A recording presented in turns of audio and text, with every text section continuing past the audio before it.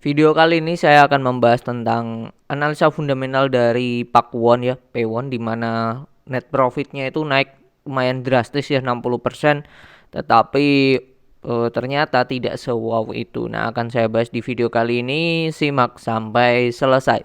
Check this out. Oke, saya jadi ini take video tanggal 19 Juni hari Senin, dan ini nanti videonya akan tayang di hari Selasa ya. Ya, akan tayang di hari Selasa. Ini Pakuwon. Q1-nya 2023-nya 595, sebelumnya hanya 371 atau naik 60,64%. Luar biasa ya. Luar biasa kencang. Harganya saat saya take video ini di 490 per lembar. PI-nya berada di angka 13, PBV-nya di angka 1,32. Jadi biasa saja ya, tidak murah dan tidak mahal. Standarnya lah memang harusnya sekian lah. Gitu. Oke, kalau kita lihat ya sekilas ya, net profit marginnya gede banget, 43% dari kuartalnya. Terus juga dia punya cash 7T lumayan besar. Jadi akan kita ulas ya. Kita ulas. Kita ulas. Aslinya ini bisa langsung disimpulkan di awal, dimana ini kan netnya ya 595, ini dalam apa? Oh ini, dalam ribu. Berarti 595 M. Kita urutkan ke atas. Ternyata ini ada hal yang gede banget, yaitu keuntungan atau kerugian kurs mata uang asing. Dan ini jadinya surplus 187. Ini hanya kurs mata uang, jadi based on akuntansi aja ya menurut saya. Jadi kita kurangi aja 595, 381, 450. Kita kurangi dengan tadi 187, 256, 163. Aslinya mereka itu hanya net profit 408, 125. Ya, 408 M. Kalau kita bandingkan dengan tahun lalu, itu hasilnya adalah 370, 608, 900 kali 100. Nah, kenaikannya itu masih normal ya. Net profitnya naiknya hanya sebesar 10%. Oke, kita lihat juga pendapatannya ini juga mengalami kenaikan atau omsetnya, which is good. Terus naiknya lumayan signifikan, dan tapi cost of revenue-nya berhasil ya naik tapi tipis ya. Jadi kita hitung ya. Cost of revenue-nya harusnya ini turun sih. Kalau sebelumnya 628, 950, 908 dibagi omsetnya 192, 252 kali 100 tuh bebannya 48%. Kalau sekarang 416, 190 dibagi 13,845, 42058 kali 100. Nah, 48%. Jadi perusahaan berhasil mengefisiensikan 2%. Oh, meskipun kecil tapi harus kita apresiasi sih. Cuman ininya masih besar ya, beban penjualan, beban umum. Kalau beban penjualan naik, make sense karena pendapatannya juga naik gitu. Oke, kita cek lah. Kita cek ada dua hal ya yang oke dari perusahaan ini. Satu, pendapatannya naik, dan juga ini penghasilan bunganya. Nanti kita cek ya. Oke, kita cek di pendapatan dulu. Kita cek di pendapatan. Untuk perusahaan, di note berapa tadi? 30 kan enggak? Bentar, kita balik lagi. Pendapatan di note 25. Nah, ini pendapatannya dibedakan menjadi dua. Pendapatan sewa ruangan dan pendapatan apartemen servis. Sewa ruangan ini naiknya sangat signifikan ya. Ini yang membuat laba dari si Pakuan naiknya lumayan. Yaitu ini pendapatan sewa ruangan sebesar 439 M. Sebelumnya hanya 340. Wow, luar biasa ya.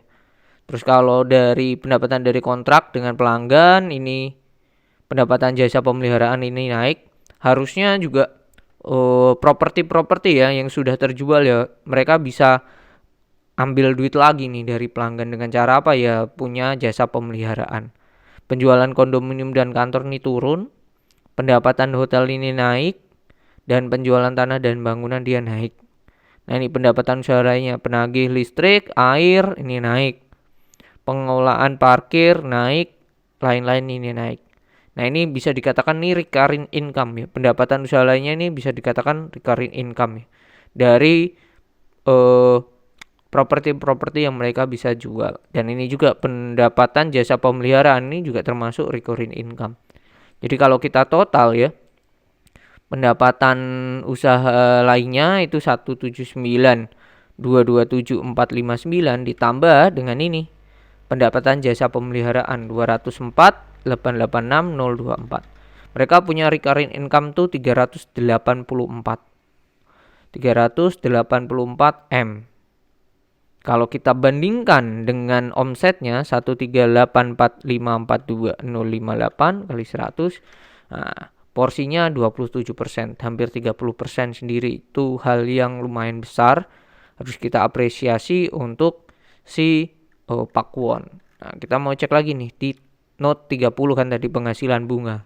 Nah, bunganya dia paling banyak itu dari deposito berjangka 74 M sendiri. Jadi sebelum kita lari ke aset ya, berarti kita bisa menyimpulkan bahwa cash yang berada di Pakuwon ini porsinya banyaknya di deposito. Hal yang bagus menurut saya ya, buat apa duit cash banyak-banyak. Kita cek di asetnya ke atas. Oke. Nah, ini cashnya mengalami kenaikan tipis, hanya nggak ada 20 lah ya, 20 M. Cashnya ini 7T. Nah, kalau kita cek di note 5, kas dan setara kas, di note 5, ke bank-bank, nah ini deposito semuanya. Di BTN 1,5 T, BRI 1,2, di bank ICBC 1,2. Luar biasa totalnya. Dan imbal hasilnya untuk rupiah tuh 4,25 sampai 6,25, yang dolar Amerika tuh 4,25 sampai 4,83%. Itunya ya, porsinya mereka. Nah, ini ada deposito berjangka yang dibatasi penggunaannya. Paling besar tuh di CIMB Niaga tuh 102, dan di sini kalau di sini imbal hasilnya itu 1,65 sampai 4,25 per tahun ya. Per tahun. Tadi juga ini per tahun. Oke, ini hal yang bagus ya untuk perusahaan menurut saya. Dari kas 7T, porsi paling banyak itu di deposito ya. Ini aja udah berapa nih? 15, 12 ini udah 2,7 tambah ini 3,9 ya, hampir 4 triliun sendiri ya. Hal yang gede banget ini untuk perusahaan. Oke, kita bisa simpulkan seperti itu sih. Tadi udah menjawab ya. Oke, aset keuangan lainnya ini udah 1,2 T tadi ya. Kita cek lagi. Lihat, oh bentar. Aset keuangan lainnya ini di note 6. Di note 6 kita belum cek di note 6. Nah, ini aset keuangan lainnya. Nah, 1242 itu dari mana sih? Dia naruh di obligasi juga banyak juga sih. Yang nggak lancar kan itu tadi ya, yang nggak investasi. Mereka ada investasi di instrumen ekuitas yang ditetapkan sebagai EFVTOCE, efek berekuitas yang tercatat di bursa, nilainya itu 210 juta. Ya, ini nggak ada titik 3 M ya, 210 M ding. Lalu aset keuangan yang diurut pada perolehan yang ada di obligasi 1 triliun nominalnya. Gede ya, 1 triliun, luar biasa. Sebelumnya hanya 700 M, sekarang 1 triliun. Jadi ada naik 300, hampir 50% kenaikannya. Oke, kalau kita bandingkan ya dengan liabilitasnya, hutangnya. Hutang yang berbunga berapa sih?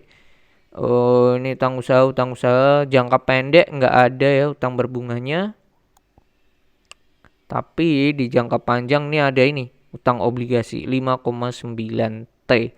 Nah, 5,9 ini di cover dengan kasnya sendiri tadi 7 T. Jadi masih sisa lah 5,9, ininya tadi 7,4. Ya, jadi masih sisa berapa ya, 1,5 lah, 1,5 T, 1,5 triliun untuk perusahaan. Dengan catatan utang obligasi ini sudah bisa ketutup. Oke, utang obligasi kita cek di note 20, imbal hasilnya berapa sih yang mereka janjikan ke pemegang surat obligasi. Oke, sebesar bla bla bla bla bla. Mana nih? 7 tahun akun jatuh tempo, harga jual obligasi saat penawaran adalah 103, jadi 3% ya dari nilai nominal obligasi.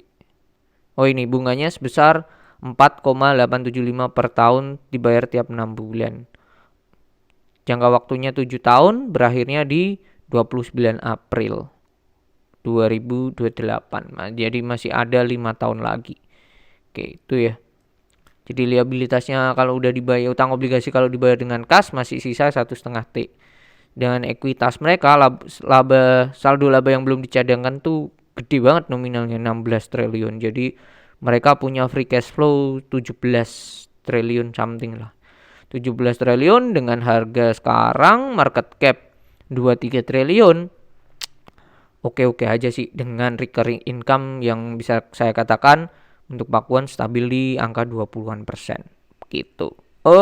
Lantas kesimpulannya seperti apa untuk Pakuan sendiri? Kalau saya menilai ya untuk di Pakuan sendiri properti menurut saya mulai menarik lagi dan ini salah satu perusahaan ya yang mempunyai recurring income yang besar. Tadi kita sudah cek Pakuan ini punya 27% recurring income-nya, di mana itu akan berulang terus ya, pendapatan berulang lah ya, yang bisa dimanfaatkan bagaimana properti yang sudah habis lahannya atau sudah habis bangunannya ya.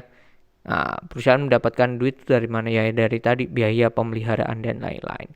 Gitu. Jadi ini perusahaan yang bagus untuk sektor properti, one of the best lah ya di sektor propertinya. Dan meskipun ada utang obligasi tapi bisa ke cover dan dia masih punya free cash flow lumayan. Kalau ditambah saldo labanya duitnya masih 17T dengan market cap sekarang di angka 20 berapa nih? 23T market capnya. Jadi saya menilai Pakuan 490 itu harga yang dibilang murah ya murah tapi nggak murah banget sih. Nggak murah banget. Kalau bisa dapat harga Pakuan di angka 450 ke bawah itu best entry menurut saya. Ya target 600 bisa sih untuk saham ini, 600 650 untuk harga wajarnya sangatlah make sense untuk si Pakuan ini. Jadi itu mungkin view saya tentang Pakuan. Jikalau ada yang bisa dikatakan tidak sesuai dengan Bapak Ibu atau punya insight lain boleh tulis di kolom komentar.